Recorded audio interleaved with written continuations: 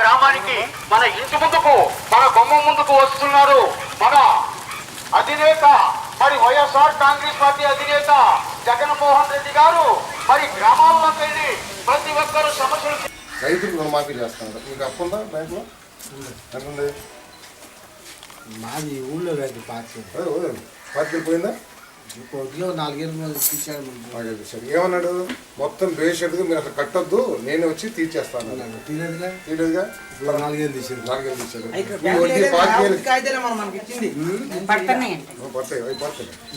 వడ్డీ ఎంత అయింది? 4 ఏళ్ళు అవదా? 4 ఏళ్ళకి అంతకంటే ఎక్కువ. మరి నువ్వు ఇచ్చిన 4 ఏళ్ళు వడ్డీ కూడా సరిపోవట్లేదుగా. దానికి తోడు అప్పుడు వడ్డీ లేని రుణాలు ఇచ్చాము రైతులు. గుర్తుందో? సంవత్సరం 1,00,000 తీసుకుంటే సంవత్సరం లోపల తిరిగి కడితే పైసా వడ్డీ చెల్లించక. ఇప్పుడు వడ్డీ ముక్కుపిండి వసూలు చేస్తారు. డ్వాక్రా మహిళలు ఉన్నారు కోడలో, లేకపోతే అమ్మ ఉంటుంది కదా. డ్వాక్రా మహిళలకి మీరు కట్టద్దు, నేను వచ్చి మాఫీ చేస్తాను. చేశారమ్మా? చేశారా మాఫీ? మాఫీ చేయలే. 3,000 ఇచ్చాడు. ఒక 25,000 అంటే 3,000 వడ్డీ కంటే కూడా ఎక్కువైపోతుంది. దానికంటే అట్లాగే ఇల్లు కట్టిస్తాడు. మీ ఊర్లో ఒక్క ఇల్లు కట్టారా ఈ 2 సంవత్సరాల్లో? డ్వాక్రా కాదు, ఇల్లు ఇల్లు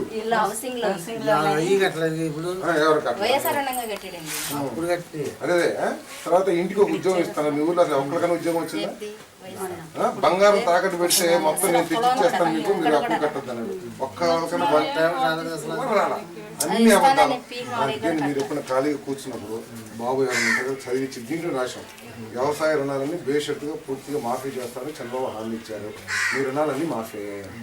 గడప గడపకి వైఎస్ఆర్ కార్యక్రమంలో భాగంగా వైఎస్ఆర్ పార్టీకి సంబంధించిన నాయకులు, కార్యకర్తలు అన్ని గ్రామాలు ప్రతి గడపకు కూడా వెళ్ళడం జరుగుతుంది. ఈరోజు సాయిపురం గ్రామంలో ఉన్నాం.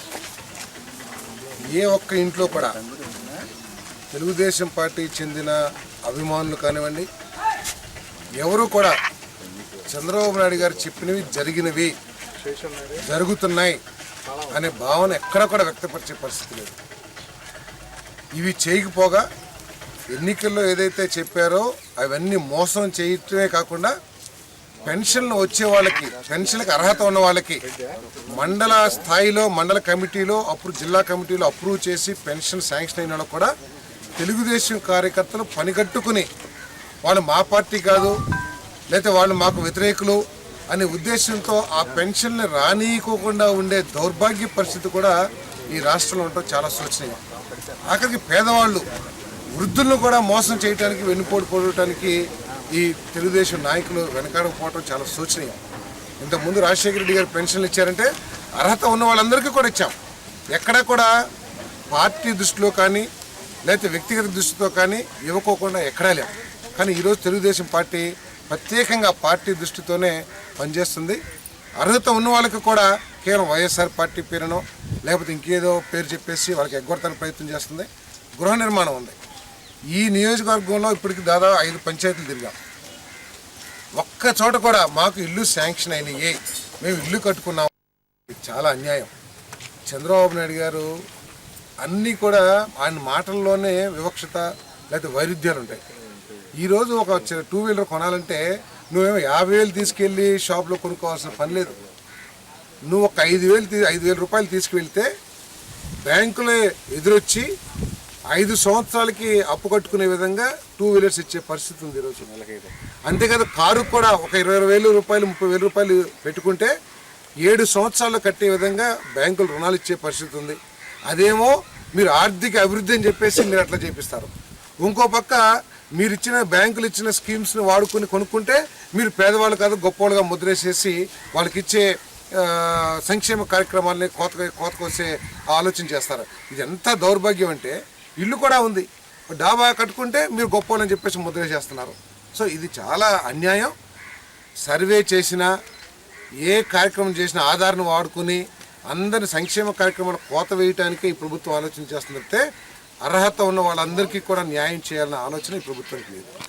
రాష్ట్రంలో పరిపాలన ఏ విధంగా ఉందంటే ఒక సామాన్యుడు, ఒక పేద మధ్యతరగతి కుటుంబానికి చెందిన ఒక వ్యక్తి ఇప్పుడు జీవితాంతం ఆ పూరి గుడిసెలో ఉండాలి, ఆ జీవితాంతం సైకిలే తొక్కోవాలి. ఒక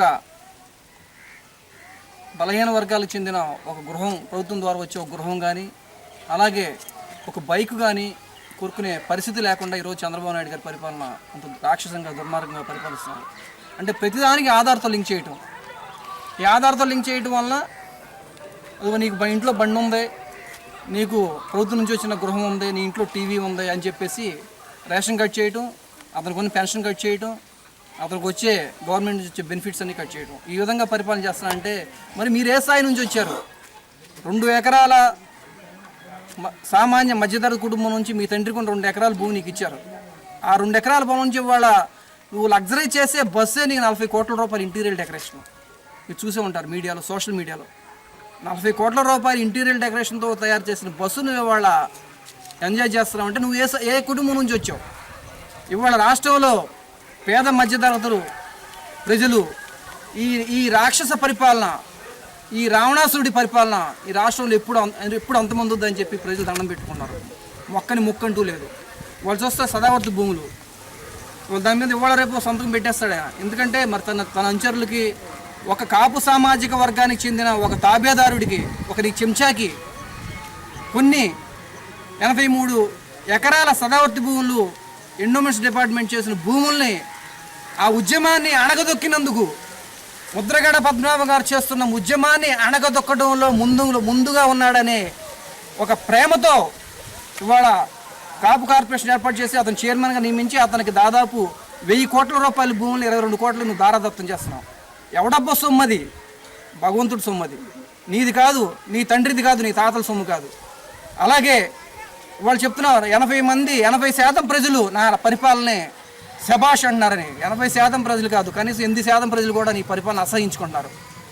ఎందుకు? ఉదాహరణ, కేంద్రంలో మీరు బీజేపీతో అలయన్స్ పెట్టుకున్నారు. కేంద్ర ప్రభుత్వంలో ఉన్న బీజేపీ ప్రభుత్వానికి సంబంధించిన ఒక సంస్థ, ఇంటెలిజెన్స్ రిపోర్ట్సే, ఇంటెలిజెంట్ సంస్థే ఇవాళ చంద్రబాబు నాయుడు పరిపాలన, రాష్ట్రంలో దగాకోరు పరిపాలన, దుర్మార్గ పరిపాలన, దోపిడీ పరిపాలన అని చెప్పి ఇవాళ నివేదికలు ఇచ్చినాయి. ఇది బీజేపీ ప్రభుత్వంలోని ఆధీనంలో ఉన్న ఇంటెలిజెన్స్ రిపోర్ట్స్ అయ్యి వాళ్ళ సర్వేలో. మరి ఇంక నేను ఎవరు మెచ్చుకునేది? అటు నీతో స్నేహం చేస్తున్న అధికార పార్టీ బీజేపీ వాళ్ళు సహకరించ